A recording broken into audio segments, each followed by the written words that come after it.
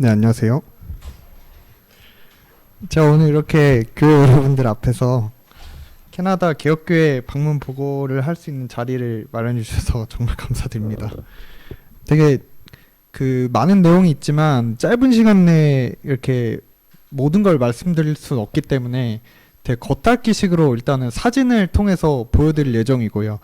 정정 선생님이 계시기 때문에 그 예배 이후에 궁금한 점이나 더 이제 추가적으로 알고 싶은 사항에 대해서는 예배 이후에 질의응답을 통해서 질문해 주시면 좋을 것 같습니다. 그래서 제가 3월 2일부터 19일까지 17일간 다녀왔는데요.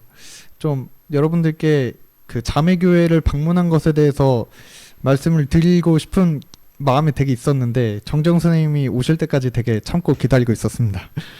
그래서 이 중에 간략하게 여러분들이 궁금하실 점에 대해서 조금 간추려 보니까 이렇게 4가지 정도가 있고 1번이 제일 궁금해 하실 것 같아요. 가정이 어떻게 지금 지내고 있는가, 그리고 신학교 생활은 어떠신지, 그리고 3번째는 캐나다 자매교회를 어떻게 방문했고 이제 거기 성도들하고 교제한 내용, 그 4번째는 이제 교육에 또 관심이 계실 분들이 많을 것 같아요. 그래서 거기 교단에서 운영하는 건 아니지만 성도들이 세운 개혁학교가 어떻게 지금 운영이 되고 있는지를 간단하게 말씀드리려고 합니다. 그래서 캐나다 개혁교회는 이제 60개의 개교회가 연합해서 있는 교단입니다. 그래서 2만 명 정도가 있고요. 고신교회가 3,000개의 교회로 이루어진 것으로 알고 있는데 그거에 비하면 굉장히 작은 교회입니다. 여기 보시면은 오른쪽에 해밀턴이라는 지역이 정정 선생님이 계신 지역이고요.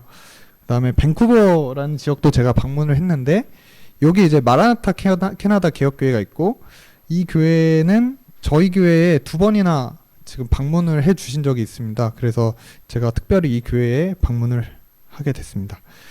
근데 이분들의 이 캐나다 개혁교회가 저희와 굉장히 비슷한 점이 많습니다. 근데 이제 문화가 다르고 상황이 매우 다르기 때문에 모든 걸 이제 참고하기는 쉽지 않습니다. 그래서 이분들이 어떻게 본인들의 문화를 가지고 교회를 어떻게 세웠는지를 좀 참고를 해서 저희도 한국교회를 앞으로 어떻게 세워나가야 될지, 그리고 그분들이 그 사회적으로 동성애나 어떤 사회적 이슈에 대해서도 어떻게 대응해서 교회를 세워나가는지에 대해서도 저희도 앞으로 다가올 미래일 것이라고 생각이 되기 때문에 그 부분에 대해서 좀 고민을 할 수 있을 것이라고 좀 생각을 합니다. 그래서 첫 번째는 정정 선생님 가정 방문인데요. 이현이가 처음에 이렇게 공항에서 이제 만나고 저를 굉장히 반겨줬는데 좀 순간뿐이더라고요. 그 다음부터는 이제 삼촌 저리 가라면서 네, 그렇게 했는데, 그러니까 정재 선생님 계시는 지금 머무는 댁은 지금 이런 이제 목조 건물이고요. 북미의 이제 집들이 거의 대부분 이렇게 생겨 있습니다. 그래서 이때 방문했을 때는 영하 20도 정도 됐는데 눈이 굉장히 많았고요. 소윤이도 굉장히 많이 커서 이제 둘이 이렇게 맨날 식탁에 앉아서 티격태격하고 막 먹는 것도 먹고 이렇게 하고 있고, 그다음에 이제 김봉 선생님도 이제 육아를 하시느라 되게 전념하시느라 이제 굉장히 바쁘신 모습입니다. 그래서 저희 성도들을 위해서 이제 사진을 이제 보내오셨는데, 굉장히 좀 감사하게도 지금 캐나다에 굉장히 잘 지내시고 있고, 교인분들께 굉장히 감사하다는 말씀을 많이 전달을 부탁드렸습니다. 그래서 저도 이렇게 껴가지고 사진 한 장 찍었습니다.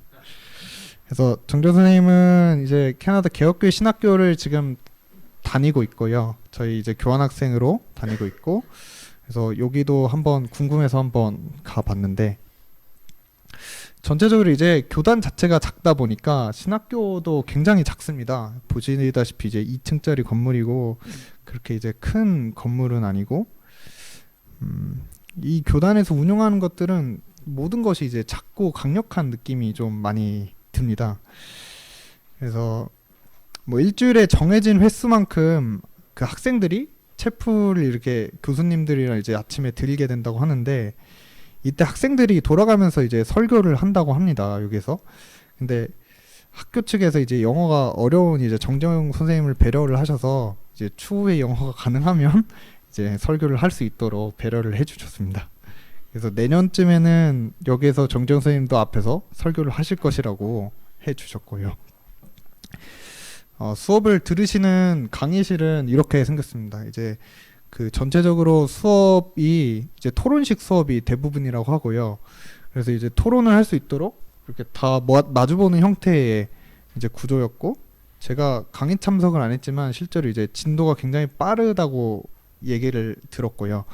그리고 제가 옆에서 며칠 동안 지켜본 결과 이제 정재영 선생님이 지금 한국에 오셔서 굉장히 표정이 밝으신데, 이제 과제나 어떤 그 이게 수업에 대한 진도가 너무 이제 힘드셔가지고 캐나다에서는 이렇게 표정이 좀 안 좋으시더라고요. 너무 이제 피곤해하시고 이제 한국어로 보고서 쓰기도 힘들 텐데 이제 영어로 쓰시다 보니까 좀 많이 힘들어하시더라고요. 그래서 그래도 진짜 너무 열심히 하시는 것 같아서 네, 저희 나중에 갔다 오신 모습도 참 기대가 많이 되고 있습니다. 네, 그리고 오전 수업이 끝나면 이게 뭐 티타임을 가진다고 하는데, 이제 이건 네덜란드식 문화라고 하네요. 이렇게 티타임 갖는 게. 그래서 뭐 다 같이 이게 뭐 신학교에 있는 그 모든 구성원들이 한 이 정도 되는 것 같은데요. 다들 이렇게 모이셔가지고 티타임을 간단하게 갖고, 이제 제가 신학교나 어떤 이 교회에서 그 굉장히 인상 깊었던 점은 당연히 이제 성경적인 근거에 의해서 여성 안수는 강력하게 반대를 하는 교단입니다. 근데 교회의 일이나 어떤 신학교의 일의 행정적인 업무에 있어서는 이제 여성들이 주도를 해서 이제 일을 하는 게 굉장히 좀 인상이 깊었습니다. 네. 그리고 도서관도 이렇게 있고, 이분은 이제 그 정재영 선생님께서 좀 기회를 주셔서 캐나다 신학교의 김재윤 교수님이라고 생각하시면 됩니다. 그래서 반필립 교수님이라는 조직신학 교수님이신데요. 네, 딱 이제 인상이 깊으시죠. 조직신학 김재윤 교수님. 네.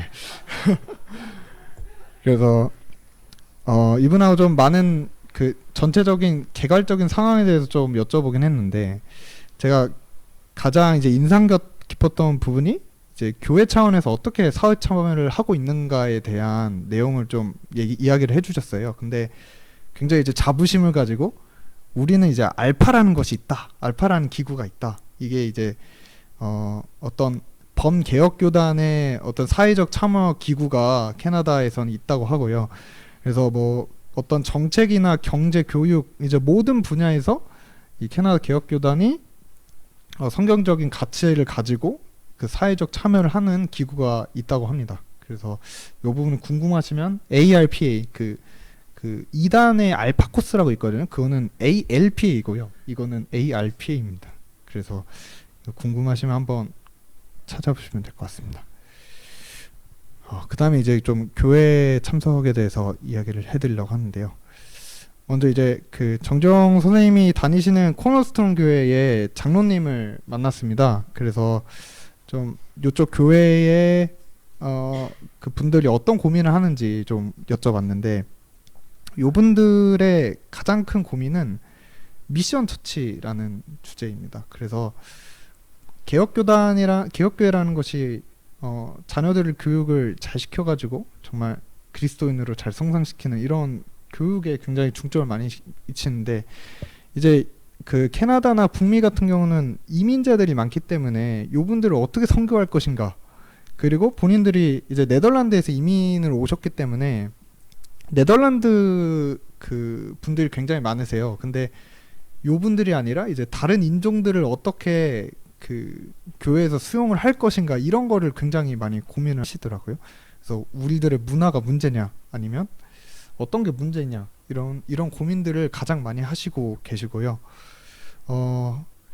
그래서 사실 코너스톤 교회 예배는 참석 못하고 이제 밴쿠버로 제가 넘어갔습니다. 이 마라나타 교회 쪽으로 넘어갔는데, 이 마라나타 교회는 어, 이렇게 생겼는데 그 저희 교회와 인연이 가장 깊은 교회 중에 하나라고 생각합니다. 그래서 2015년하고 2017년에 그 교회를 방문을 하셨어요. 그 사진을 보면은 있더라고요. 저도 잘 몰랐는데.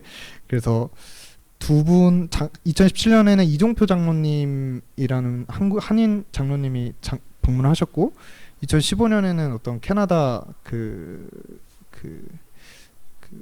이름은 잘 기억이 안 나서 그 어떤 분이 또 장로님이 또 방문을 해주셨습니다. 그래서 여기 교회 성도분들은 저희 교회를 좀 많이 기억을 해 주셨고요.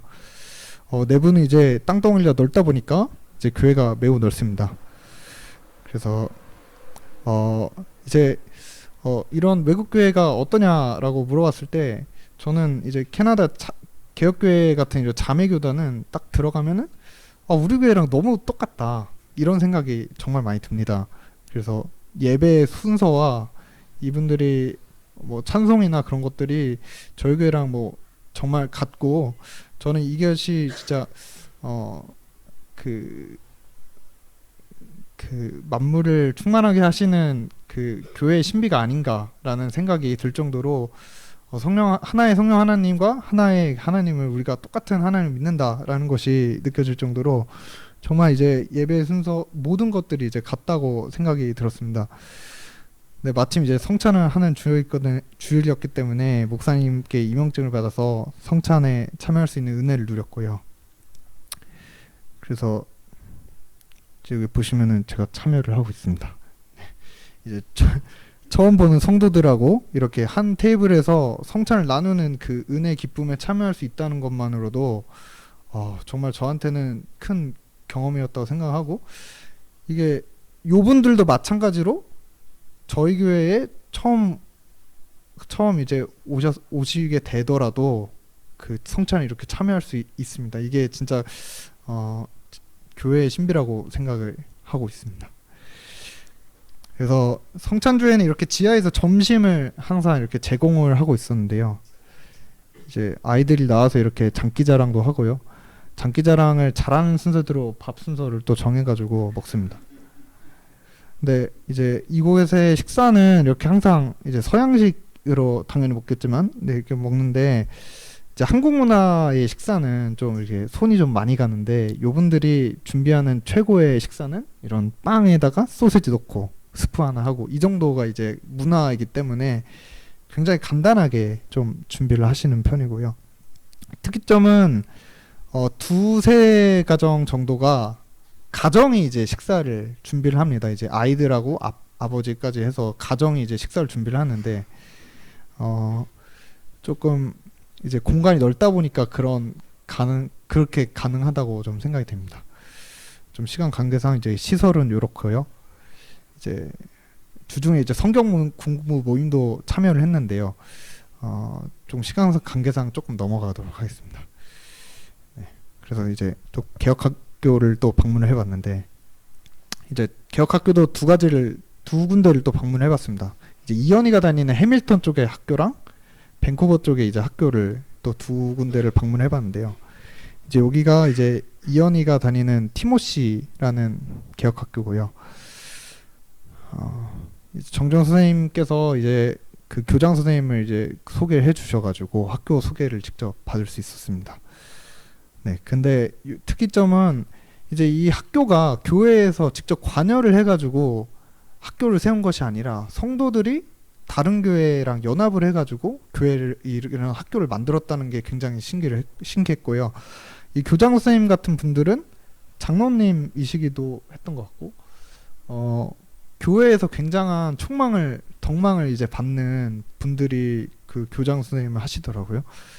그래서 여기 학교는 이제 성경적인 가치를 가장 중점적으로 하고, 이제 특히 이제 같이 이제 공동체 생활에 굉장히 이제 교육에 초점이 맞춰져 있습니다. 그래서 가장 자랑을 했던 게 이제 원으로 이제 테이블을 만들어서 우리는 함께 협력하는 것을 배운다 이런 거를 자랑을 해 주시더라고요.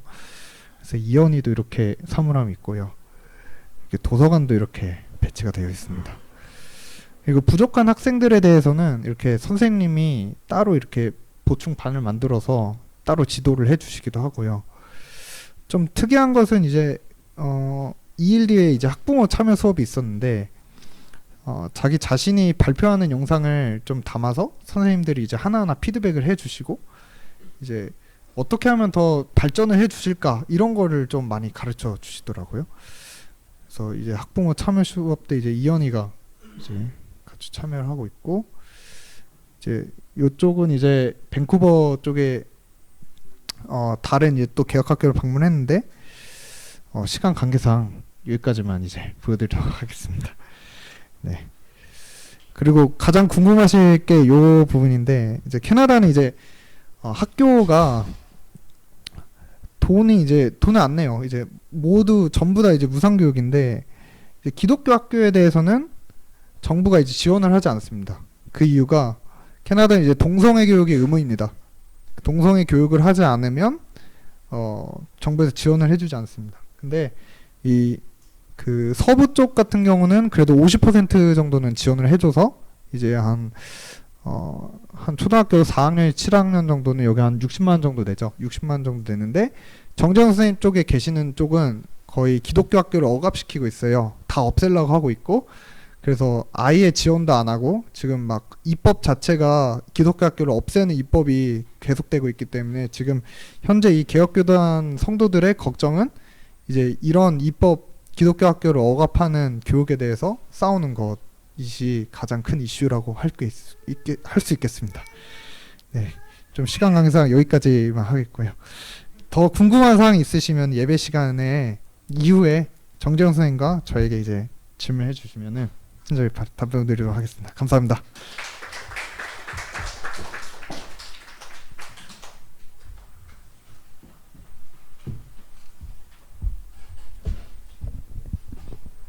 중요한 내용을 다 들으셨기 때문에 강의는 좀 짧게 하겠습니다. 먼저 코너스톤 개혁교회와 해밀턴 신학교로부터 평안의 인사를 전합니다. 오늘 강의에서는 권위라는 주제에 대해서 예수님의 가르침과 바울의 가르침을 좀 짧게 정리해서 말씀드리겠습니다. 한글 성경에서는 그 권위라는 같은 말이 그 권위, 권세 또는 권한, 권 이런 여러 다른 단어로 번역이 되기도 합니다. 오늘 이 강의를 통해서는 두 가지 목표를 얻고자 하는데요. 먼저 첫 번째는 바른 권위가 무엇인가 하는 걸 좀 생각해 보려고 합니다. 이 세상에 많은 권위가 있고 권세자들이 있고 또 그 중에서 좋은 권위도 있고 나쁜 권위도 있습니다. 권위는 사람을 다스리는 힘입니다. 우리가 가정과 교회와 또 사회에서 다른 사람들을 다스리는 일을 맡기도 하고 또 다스림을 받기도 하는데 지금도 어떻게 부모 자녀 관계를 잘 맺을 것인가 또는 정치 지도자들을 어떻게 바라볼 것인가 고민하시는 분들이 많은 줄로 압니다.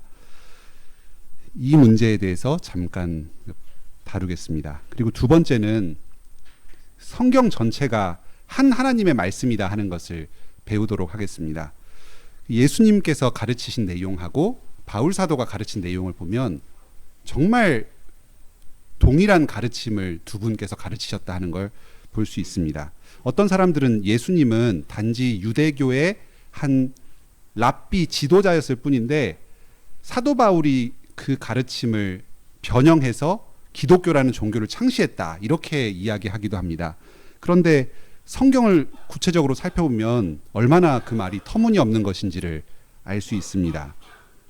바울 사도와 예수님은 똑같은 가르침을 전했습니다. 다만 예수님께서 가르치신 것을 바울 사도가 각 교회의 구체적인 상황에 적용해서 풍부하게 가르친 것입니다.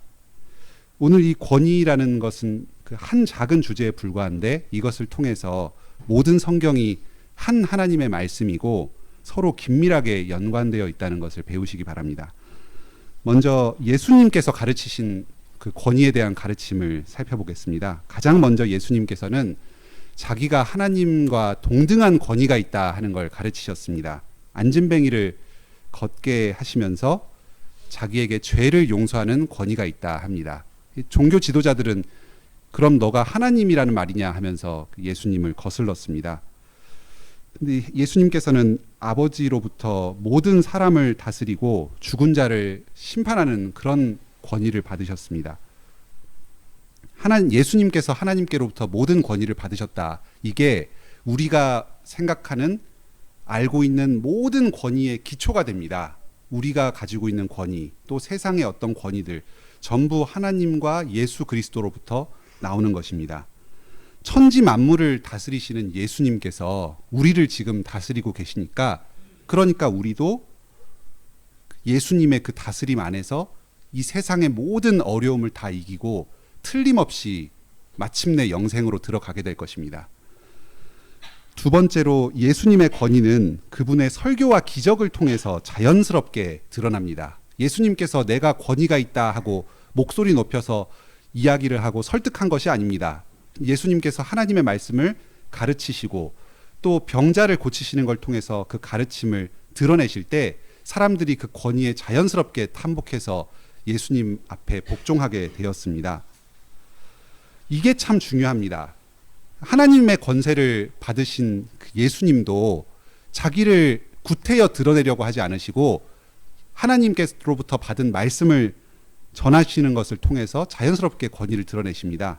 우리도 어떤 직책을 맡고서 어떻게 사람들의 마음을 얻을까, 어떻게 나의 권위를 세울까 고민하는 경우가 있는데, 내가 권위가 있다 하고 상대방에게 구태여 억압적으로 알릴 필요가 없습니다. 하나님의 말씀을 전하면 그것을 통해서 권위가 자연스럽게 형성되는 것입니다.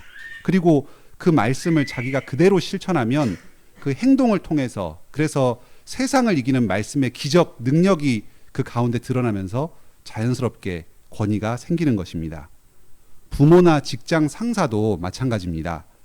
자기 권위가 흔들리고 아랫사람이 자기 말을 듣지 않아서 고민스러울 때에, 그럴 때는 그동안 자신의 말과 행실을 먼저 돌아봐야 합니다. 내 말이 그동안 얼마나 하나님의 말씀에 부합하게 그 내 아랫사람에게 전달이 되었는가, 그리고 내 삶을 통해서 얼마나 그 말씀의 능력이 드러났는가 하는 것을 생각해 봐야 합니다. 그렇지 않고 윽박을 지르고 또 사람의 마음을 얻기 위해서 어르고 달래고 하면서 교묘하게 이렇게 끌어당긴다고 하더라도 잠깐은 말을 들을지 몰라도 얼마 안 갑니다. 마음을 다해서 순종하는 그런 태도를 이끌어낼 수가 없습니다. 세 번째로는 예수님께서 그 자기 권위를 자기가 보내신 그 제자들에게 주셨습니다. 먼저 12제자들에게 주시고 그리고 72제자들에게 보내면서 권위를 주셨습니다. 그런데 그 권위는 그냥 너가 사람들에게 대접받아라 이렇게 주신 것이 아니라 하나님 나라의 복음을 전하는 그 특정한 목적을 위해서 주신 권위입니다. 제자들에게는 능력이 없었습니다. 그 말씀을 깨닫지도 못했고 또 세상 가운데 나가서 담대하게 말씀을 전할 담력도 모자랐습니다. 성령님께서 오셔서 능력을 주실 때에야 비로소 말씀도 깨닫고 자기 권위를 제대로 행사할 수가 있게 되었습니다. 왕이 신하에게 어떤 권위를 위임하면 그 권한을 위임받은 신하가 얼마나 자질이 있는가 이런 걸로 그 권위가 결정되는 것이 아닙니다. 그 권위를 준 왕이 실제 권위자인가 이것만 확인하면 그 권위가 행사가 되는 겁니다. 네 번째입니다. 그 권위를 받은 제자에게는 복음 전할 의무도 함께 따라옵니다. 만일 그 의무를 제대로 행하지 않는다면 하나님의 큰 심판이 따라옵니다. 요즘에 한국에서는 갑질이 유행해서 직원들에게 그 상급자가 잔심부름도 시키고 뭐 그렇게 한다 그러는데, 그 우리가 받은 모든 권위는 그 목적에 한정해서 권위를 부여받은 겁니다. 부모가 자녀를 함부로 대하는 것도 안 되고 또 상급자가 부하 직원을 뭐 모든 경우에 함부로 대하는 게 아닙니다. 맡겨진 그 일에 대해서만 권한을 행사하고 다스리는 겁니다. 그리고 그 권위에는 반드시 의무가 뒤따라옵니다. 그래서 성경에서 권위라는 말을 들을 때에는 그 밑에 의무가 깔려 있다는 걸 항상 생각해야 됩니다. 이것은 그 세속 사람들, 세상의 권세자들이 이해하는 그 권위와는 차이가 있습니다. 그 사람들은 자기가 이름을 내서 대접을 받는 것을 주된 목적으로 하는데, 예수님께서 그 그 제자들에게 권위를 주셨다. 제자들이 예수님의 권위를 받았다 하는 것은 결국은 그 권위 자체가 중요한 게 아니라 그걸 통해서 하나님을 섬기고 다른 사람들을 섬기는 것이 중요한 겁니다. 마지막으로 예수님을 위협하는 세상의 권세들에 대해서 가르치셨습니다. 마귀와 사탄은 신자들을 위협하고 다른 예수님의 제자들과 또 심지어는 예수님 자신까지도 유혹해서 하나님께 반역하는 길로 끌어당기려고 했습니다. 또 세상 권세와 종교 지도자들이 실제적으로 예수님의 목숨을 위협하기도 했습니다. 하지만 예수님께서는 그 권세들에 결코 굴복하지 않으셨습니다. 세상 권세의 인정을 구태여 구해서 그 사람들의 마음에 들려고 노력하지도 않았습니다. 오직 하나님의 뜻만 구하고 그 뜻에만 순종해서 세상을 거스르면서 나아가셨습니다. 예수님께서 십자가에 못 박히시게 된 것도 이 세상에서 떠밀려서 그 종교 지도자들의 음모에 의해서 어쩔 수 없이 못 박히신 것이 아닙니다. 예수님 자신이 하나님의 뜻에 순종해서 십자가의 길을 선택해서 나가신 겁니다. 우리가 무슨 일을 행할 때에 이 예수님과 같은 태도로 행해야 되겠습니다. 어떤 세상의 상황이 조성이 되어서 누가 시키니까 억지로 이렇게 행동을 하는 게 아니라 내가 하려고 하는 그 일이 과연 하나님의 뜻에 부합한 것인가 하는 것을 판단해서 자기 확신을 가지고 나아가야 하겠습니다. 다음으로 권위에 대한 바울의 가르침을 살펴보겠습니다. 가장 먼저 바울은 하나님께 전적인 권위가 있다 하는 것을 강조했습니다. 예수님이 하나님께로부터 권한을 받았다 하는 것과 같은 가르침입니다. 하나님께서는 누가 구원을 받는가 구원받지 않는가 하는 것을 전적으로 자기 권한으로 다 결정하셨습니다. 우리는 모두 죄인이고 하나님께서 거룩하신 분이고 홀로 높으신 분이시다. 이 사실을 생각하는 게 중요합니다. 모든 권세가 오직 하나님께만 있고 사람은 하나님 앞에서 죄인이고 아무것도 아니고 단지 그분께서 권위를 주시면 그것을 조금 행사한다. 이런 태도를 항상 우리 마음 가운데 가지고 있어야 되겠습니다. 두 번째로 바울의 권세는 예수 그리스도 주님께로부터 받은 것입니다. 그런데 이 예수님께서 바울에게 권세를 주신 데에는 중요한 목적이 한 가지 있습니다. 이 구절은 중요하니까 한번 같이 읽어보겠습니다. 고린도 후서 10장 8절입니다.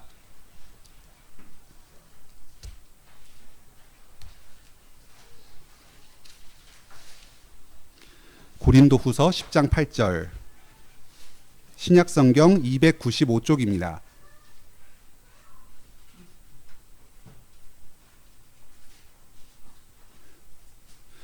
한 목소리로 읽겠습니다. 고린도후서 10장 8절 시작.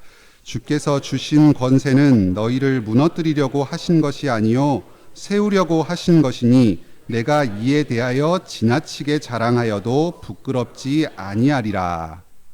고린도 교회에서 지금 바울 사도의 사도권이 문제가 됐습니다. 그래서 사도가 아니다, 인정할 수 없다고 거스르는 사람들이 나왔고 그런 분위기가 지금 교회에 가득했습니다.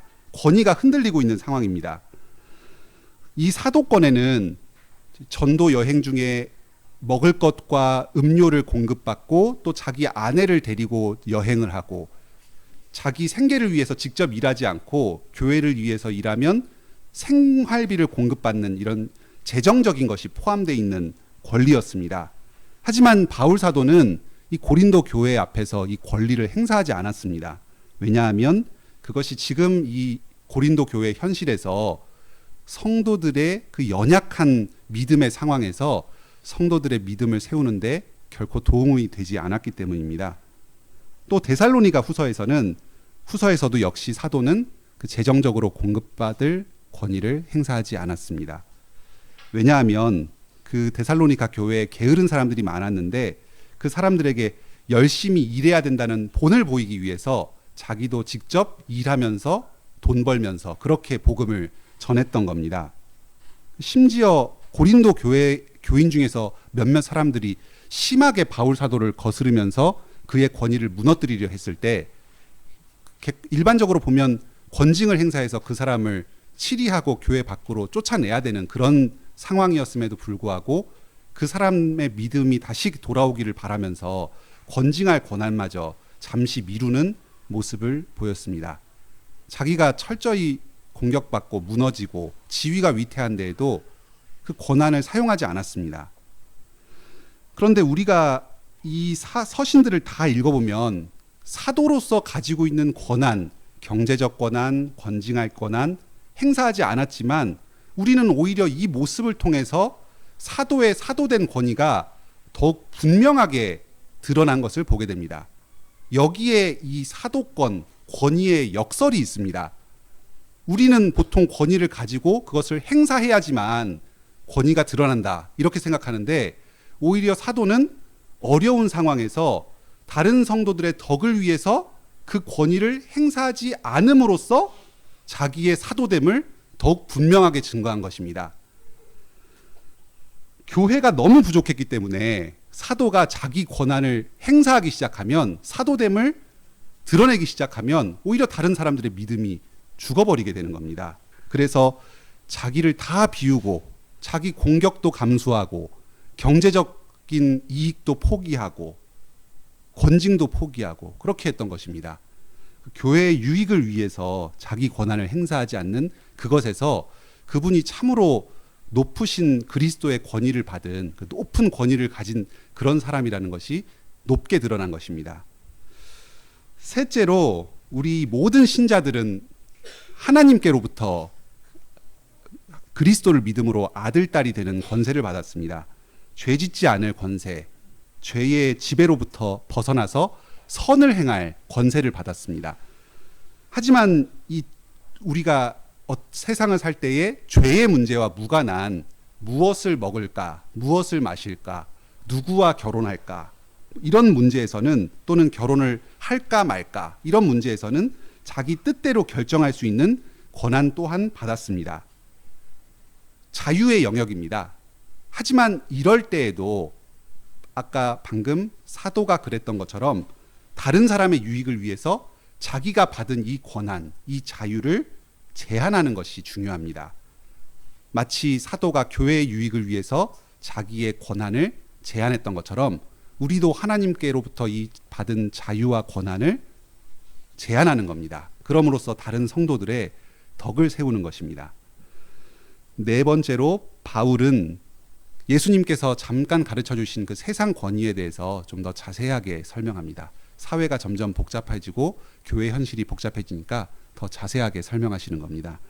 모든 세상 권위는 하나님께로부터 온 것이고 우리는 거기에 기본적으로 복종해야 됩니다. 로마 시대 때 바울 사도가 있을 때도 그 정치가들은 교회에 적대적인 경우가 많았지만 그럴 때도 교회는 그들에게 복종해야 했습니다. 또 예배에서 아내는 남편의 권위에 복종하라고 가르치십니다. 오늘날 이게 이해하기가 참 어려운 본문인데요. 대략적으로 그 세부적인 내용은 좀 복잡하지만 일단 큰 틀에서는 남편이 더 잘나서가 아니라 남편에게 복종하는 걸 통해서 주님께 복종하는 것을 드러내기 위한 목적에서 그 남편에게 복종하는 것을 가르쳐 주십니다. 마지막으로 하나님께 대적하는 세상 권세들이 그 바울 사도가 목회했던 그 교회의 현실에도 여전히 있었습니다. 공중권세 잡은 자들이 하나님을 대적하고 성도들을 계속해서 공격합니다. 그 마귀들은 마치 자기가 큰 권세를 가지고 있어서 성도들의 생명과 영혼을 좌지우지할 수 있을 것처럼 행세를 하고 우리를 속입니다. 그래서 거기에 속아 넘어간 사람들은 하나님의 권세 아래에서 벗어나서 마귀의 권세에 들어가서 그 마귀들이 시키는 대로 행동을 하고 믿음을 저버립니다. 하지만 신자들은, 참된 신자들은 결코 그 거짓말에 속아 넘어가지 않고 굴복하지 않습니다. 왜냐하면 우리 대장 되시는 예수 그리스도께서 하나님께로부터 모든 권세를 받으셔서 이미 십자가의 죽으심으로 마귀의 모든 권세를 무너뜨리셨기 때문입니다. 마귀의 권세, 세상 권세는 작은 겁니다. 커 보이지만 실제로는 작습니다. 장차 예수님께서 다시 오시면 그분의 모든 권세가 낱낱이 드러나서 세상 만물이 그리스도의 권위 아래 실제로 복종하는 모습을 다 보이게 될 것입니다. 그리고 지금도 우리 주 예수 그리스도께서는 그분의 능력으로 세상을 다스리시면서 교회를 보존하시고 복음이 세상 끝까지 계속해서 전파되도록 인도하고 계십니다. 그러니까 우리 교회는 이 예수님의 다스림 아래에서 주님께 기도하면서 이 모든 세상의 고난 가운데서도 기쁨으로 예배하면서 말씀을 전하는 일을 계속할 수가 있는 것입니다. 예, 이상으로 제 강의를 마치겠습니다. 함께 기도하시겠습니다. 하늘에 계신 우리 아버지, 오늘 저희가 예배 전에 잠시 모여서 예수 그리스도와 바울 사도가 가르치신 권위에 대한 교훈을 듣게 해 주시니 감사드립니다. 이 세상에서는 다스리는 자들이 자신의 이름을 높이고 자신의 힘을 이용해서 사람들로부터 이익을 얻고 사람들을 좌우하는 데서 쾌감을 느끼는 일들이 많습니다. 하지만 예수님께서 직접 행하신 권위와 가르치신 권위는 세상의 권위와 다릅니다. 그것은 섬기는 권위입니다. 낮아짐으로써 높아지는 권위입니다. 저희가 이 세상 가운데에서 하나님께로부터 예수님께로부터 받은 권위를 행사할 때에 저희를 드러내는 것이 아니라 그리스도로부터 받은 말씀을 가르치고 전함으로써 또 저희의 삶을 통해 그 말씀의 능력이 드러남으로써 자연스럽게 저희의 권위가 드러나는 태도로 섬기게 하여 주세요. 그리고 다른 저희가 섬기는 사람들이 그 저희의 섬김을 통해 저희 자신이 드러나는 것이 아니라 하나님의 말씀에 순종하고 하나님께로 인도되도록 하여 주세요. 이 세상에서 여전히 많은 세상의 악한 권세자들이 교회를 탄압하고 신자들을 핍박하고 하나님을 거스르고 말씀이 전파되는 것을 막으려고 합니다. 그들은 자기들이 마치 큰 권세를 지니고 있는 것처럼 거짓말을 하여서 저희를 속이고 저희의 믿음을 무너뜨리려고 합니다. 저희가 예수 그리스도께서 저희의 왕이 되시고 권세자가 되신다. 이 세상 만물을 그리스도께서 지금도 다스리고 계신다 하는 이 진리를 굳게 붙잡고 마귀의 권세에 속아 넘어가지 않게 하여 주시고 굴복하지 않게 하여 주시옵소서. 그래서 이 세상을 거스르는 예수 그리스도의 부활의 능력을 말씀 가운데서 경험하고 저희의 삶으로 실천하면서 세상을 이기며 하나님의 뜻에 순종하며 살게 하여 주시옵소서. 주님, 저희의 교회를 불쌍히 여겨 주시옵소서. 지금도 교회에 많은 고난이 있고 저희 믿음을 지속하지 못하게 만드는 많은 현실이 있습니다. 특히 지난주에 저희 교회에서 장염이 전파되어서 많은 성도들이 고통받고 있습니다. 저희가 그 원인이 무엇인지 다 알 수는 없습니다. 주님께서 그동안 저희 교회를 지켜주신 것에 감사하고 이 문제를 속히 해결해 주시고 또 앞으로 이 교회를 계속해서 보호하여 주셔서 저희가 편안한 가운데 안전하게 주님께 기쁜 마음으로 계속해서 예배드릴 수 있게 하여 주시기를 구할 따름입니다. 모든 성도들과 또 지금 그 건강이 어려운 그 어린이들, 그 부모님들, 또 그리고 지금 혹시나 그 균이 잠복해 있을지 모르는 그 모든 성도들의 건강을 지켜주셔서 빨리 그 질병으로부터 회복시켜 주시고 다시 일상생활에 복귀해서 주님께서 저희에게 맡겨주신 사명을 힘차게 감당하게 하여 주세요. 그리고 저희가 감사하는 마음으로 기쁜 마음으로 주님께 온전히 예배드릴 수 있게 해주세요. 오늘 예배에서도 주님께서 복 주셔서 말씀으로 임재하여 주시고 저희가 주님과 기쁜 교제 나누면서 하나님께 감사 찬양 올려드리게 하여 주세요. 예수님의 이름으로 기도드립니다. 아멘. 예, 이상 강의 마쳤습니다. 잠시 예배 준비하십시오.